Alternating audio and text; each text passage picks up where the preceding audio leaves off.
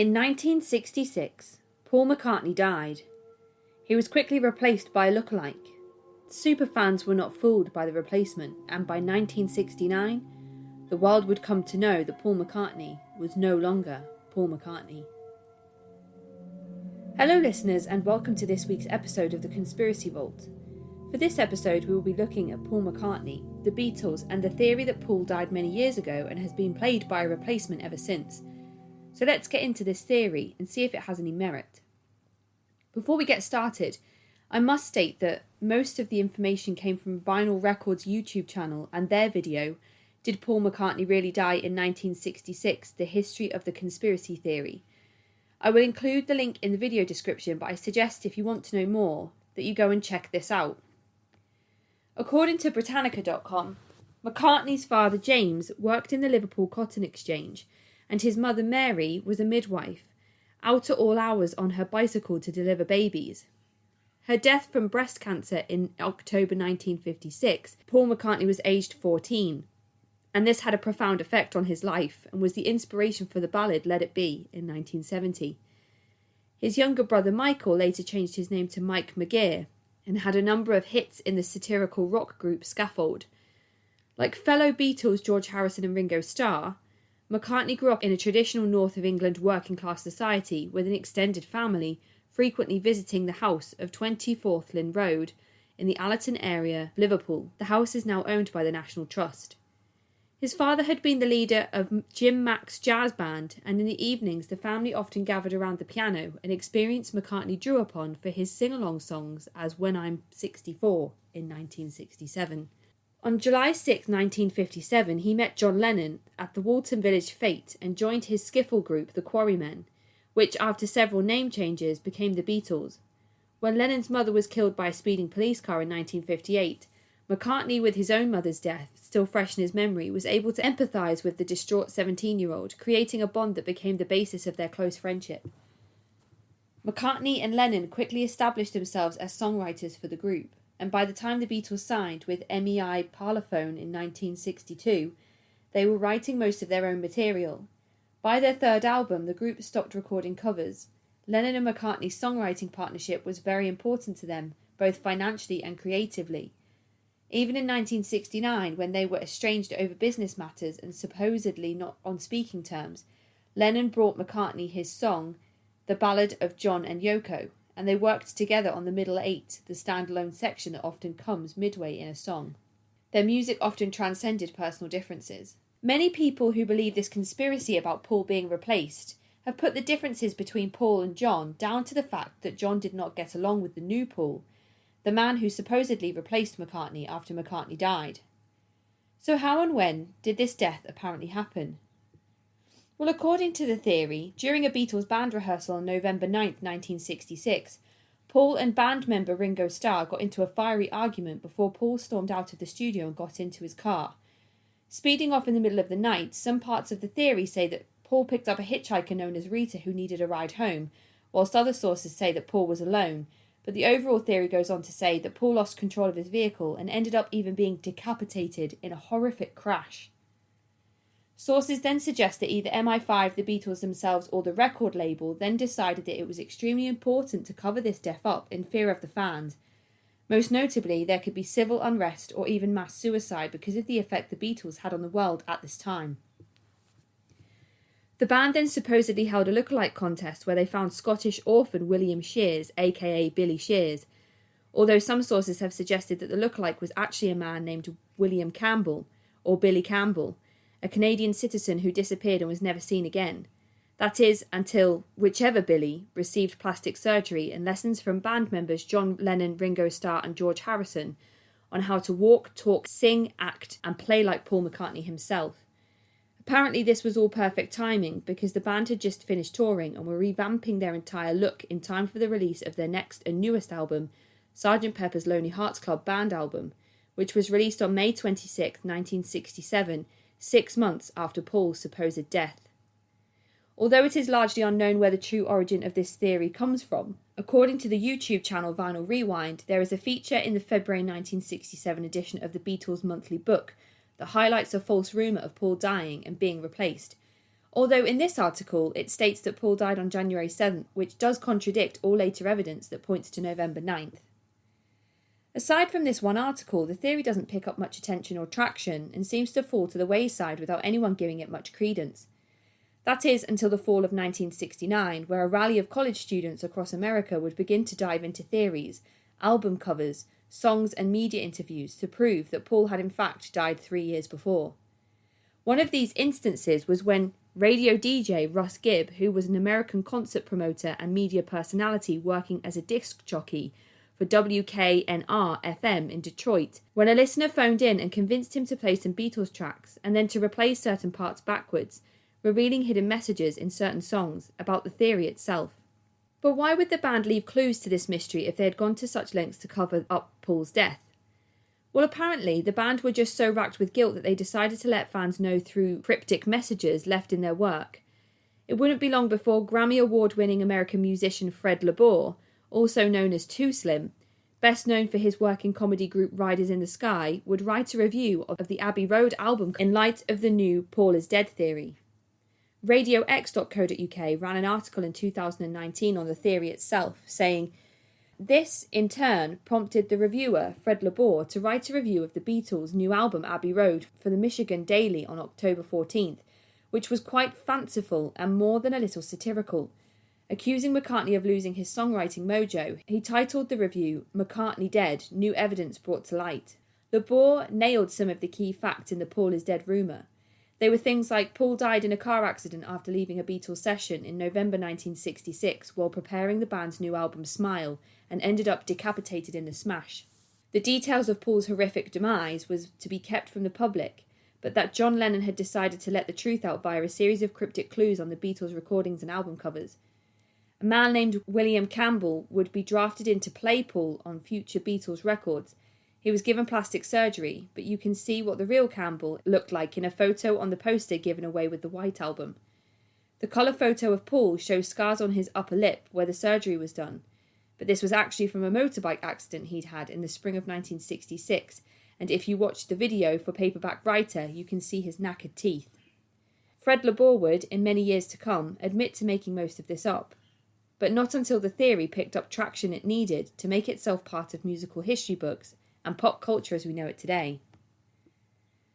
Soon, the review that Fred had written and the evidence he listed within this review of Abbey Road was published in a news article, and soon the information spread around the world. Fans flocked to music stores to buy multiple copies of Beatles albums to play over and over again, having more than one copy of each album to replace ones damaged by fans playing the tracks backwards in search of cryptic and hidden clues. During this time, Life magazine had set up an operation at Paul McCartney's Scotland farm, filming him and his family in secret without permission. The camera people noted how the usually clean-shaven Paul was looking rugged and unkempt, wearing lounge gear and generally looking quite different to the Paul that the world stage had come to present him as. Of course, this could be someone enjoying time off from work, but this only fueled the theory that Paul had been replaced. Usually very approachable and kind to the media, once he caught wind of what Life magazine were doing, he chased them off his property and threatened them with violence. Again, fans used this as evidence, saying it was so far out of character that it couldn't have been Paul. Of course, he could have just been angry that he was being illegally filmed, his family too, on his own private property. Later, Paul realised that Life magazine now had some unsavoury photos and footage of him that could damage his stellar reputation. So in exchange for the negatives, he agreed to do an exclusive interview on his farm with the magazine. This was published in the November 7th issue, titled, "Paul is Still With Us." And although this seemed to cause the rumours to lose some momentum, it wasn't enough to stop them altogether. Paul refused to comment on the theory, hoping it would go away on its own. So let's list some of the infamous clues, starting with the album cover for Sgt. Pepper's. According to the video on the Vinyl Rewind YouTube channel, some of the clues are as follows. Paul stands in the middle, with all eyes on him as he faces out towards us viewers of the artwork. These faces have been dubbed the Paul Bearers, and this is a depiction of Paul's funeral. Comedian Izzy Barn can be seen with an open palm above Paul's head, and this supposedly symbolises death in Eastern mysticism. Paul is the only person holding a black instrument. He stands with his black clarinet amongst other instruments of other colours held by his bandmates. Not only this, but past versions of the Beatles are there with the group of onlookers to represent the life that Paul is supposedly leaving behind. The past, younger versions of the band members are all dressed in black suits, with Ringo Starr looking forlorn and upset, and Paul's hand on his shoulder as if to comfort him and let him know it isn't his fault that he died and that everything will be okay.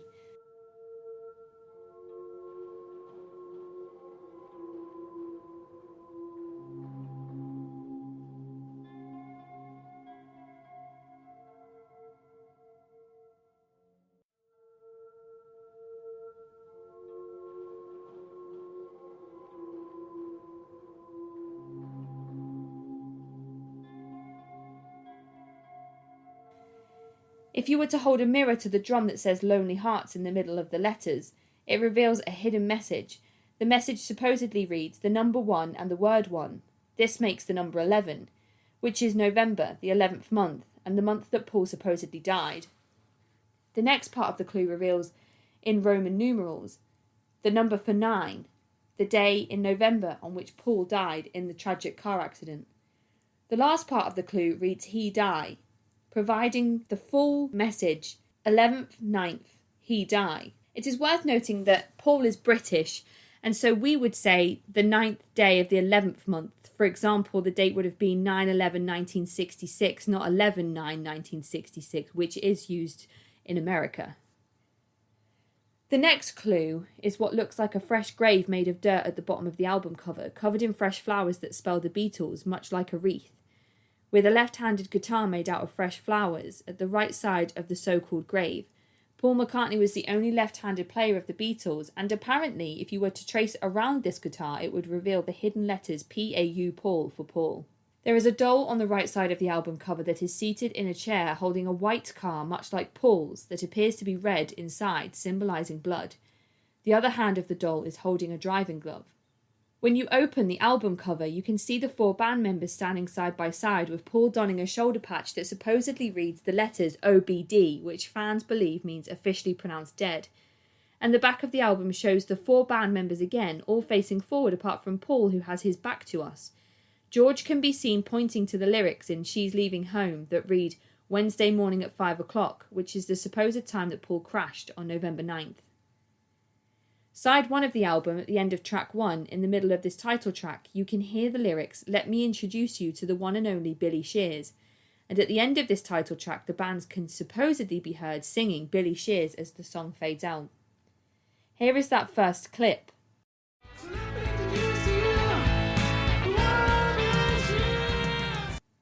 And here is that second clip of the band singing Billy Shears as the song fades out.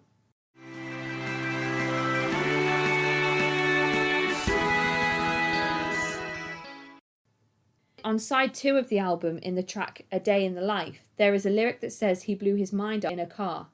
Although later Paul McCartney would say this, in my head I was imagining a politician bombed out on drugs who'd stopped at some traffic lights and didn't notice the lights had changed. The blew his mind was purely a drugs reference, nothing to do with a car crash, and earlier it was thought that the inspiration actually came from the death of Tara Brown, a London-based Irish socialite and heir to the Guinness fortune who died in December 1966 in a tragic car accident. Next we are on to the Magical Mystery Tour, released on the 27th of November 1967. The artwork on the cover shows Paul all in black, which supposedly again symbolises death, and he is standing in what is described as the crucifixion position. Also, the stars that spell the Beatles on the cover art supposedly reveal a secret number when traced upside down.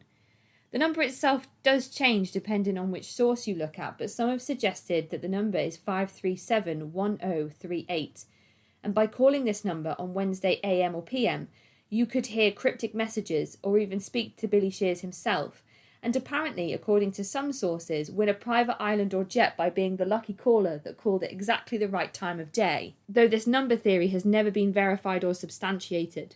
The album artwork cover itself includes 24 pictures in total, and in 4 of these pictures there are photos with hands above Paul's head, much like the Sgt. Pepper's album cover. Page 14 shows the We Need You war slogan and famous photo pointing over Paul's head. Page 15 is a cartoon of a hand over Paul's head. Pages 18 and 24 also show hand photos, with page 3 showing the last of the hand pictures with the words "I was" written underneath Paul himself in the photo. The centerfold photo is Paul wearing no shoes. Though this isn't uncommon for Paul, there are a pair of shoes in the photo by the drum kit that have been described as looking red and bloody, suggesting injury or death to Paul.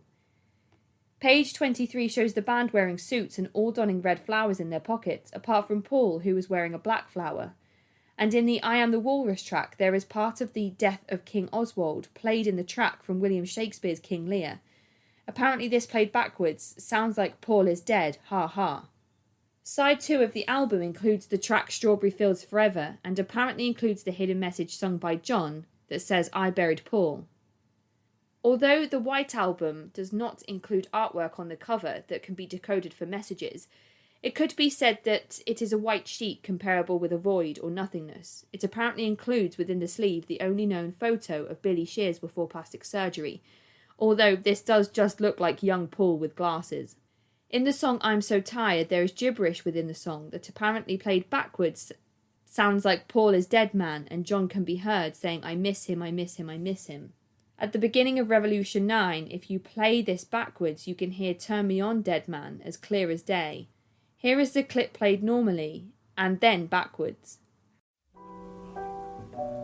Number 9, number 9, number 9, number 9, number 9, number 9, number 9, number 9, number 9, number 9, underman, honey underman, honey underman, honey underman, honey underman, honey underman, honey underman, honey underman, honey underman, honey underman. The Colour of Yellow Submarine has another hand picture, and then we arrive at the Abbey Road album cover. The cover is one of the most infamous Beatles photos of the 4 band members using the zebra crossing in London in a single file line. According to theories, this represents a funeral with John dressed in white in the front, leading like a Christ-like figure with long hair, or a minister or priest. Next in line is Ringo dressed all in black, who represents the undertaker or the mourner. Next is Paul himself, representing the corpse in bare feet, again not wearing shoes and out of step with the rest of the group. There is also a cigarette in his right hand, when Paul's dominant hand is notably his left. George follows up the group at the back, dressed in denim, supposedly representing a gravedigger. There is a VW Beetle in the frame that has a number plate that reads LMW 281F. Supposedly, the LMW stands for Linda McCartney Widow or Linda McCartney Wife, the wife of Paul at the time of his death, and the 281F stands for 28 if. If Paul was still alive, he would have been 28 at the time the photo was taken. There is a man standing in the background of the photo on the other side of the road from the parked Beetle who supposedly symbolises the Grim Reaper, standing waiting to take Paul. He stands next to a long black vehicle which supposedly represents the hearse. And at the back of the artwork is a picture that includes a series of dots next to a road sign for Abbey Road. Apparently, if you connect these dots, it makes the shape of the number 3, which stands for 3 Beatles. Other notable differences to Paul overall was that his eyes supposedly changed from brown eyes to green, his ears have moved position on his head, now looking higher or sometimes lower, and his height is different. The theory starts to come undone when you consider that Paul was actually in another car on the night of his death with famous frontman Mick Jagger, but there was a sudden surge in album sales from people buying multiple copies of each album to play over and over, forwards and backwards, eventually damaging the albums beyond repair. Many people had to buy more than one copy because of this, which poses the question, was the record label Capitol Records behind the theory itself? Because they certainly didn't seem to do anything to quash the conspiracy in light of how much sales increased. And John Lennon died, of course. This was very public, and the hysteria of the band had died down somewhat by this point. Each band member had branched out into their own solo careers, but the world mourned John Lennon, and there was never an attempt to cover up his death. So what do you think? Is there any merit to this theory? Is it possible Paul is really dead? I myself graduated from his performing arts school in Liverpool in 2014, and I got to shake his hand at my graduation ceremony. Is there a chance I shook the hand of Billy Shears, or someone else altogether? Get in touch and let me know. Again, a huge shout out to Vinyl Rewind on YouTube for their video titled "Did Paul McCartney Really Die in 1966?" the history of the conspiracy theory, which I will post on social media and in the episode description. If you'd like to get in touch, you can do so by emailing me at cultvaultpodcast@gmail.com or follow me on Twitter and Instagram at cultvaultpod. I'm your speaker, Casey, and this has been the Conspiracy Vault.